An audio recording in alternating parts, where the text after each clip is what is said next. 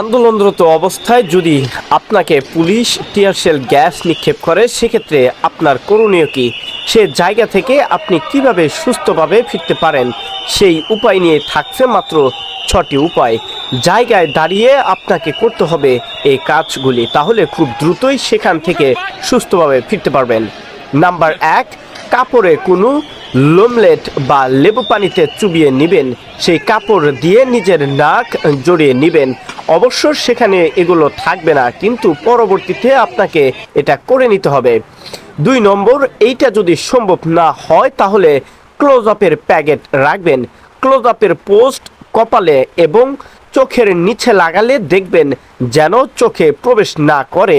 Close up না পাইলে central ফেসের মন্থল ঠিক চোখের নিচে এবং মুখে যে যে জায়গায় জ্বালা পোড়া হবে সেখানে লাগিয়ে দেবেন।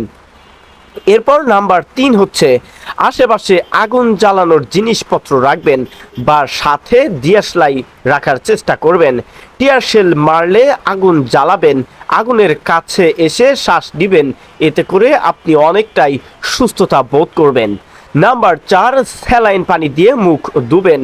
চোখে স্যালাইন পানি দেবেন, নর্মাল পানি একদমই স্পর্শ করাবেন না। স্যালাইনে গুলে সে পানি দিয়ে বারবার মুখ ধোয়ার চেষ্টা করবেন। নাম্বার 5, পেয়ারার পাতা ঢলে চোখের নিচে কপালের আরাম লাগার মতো এরকম কিছু করবেন, যেটাতে আপনার অনেকটাই স্বস্তি বোধ হবে।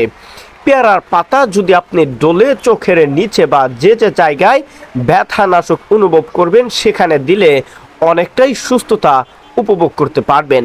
এরপর সর্বশেষ 6 নম্বর, যারা বিড়ি খান তারা টিয়ারশেল মারলেই বিড়ি ধরাবেন। বিড়ি আপনাকে সাময়িক রিলিফ দেবে, এতে করে আপনি অনেকটাই সুস্থতা অনুভব করবেন।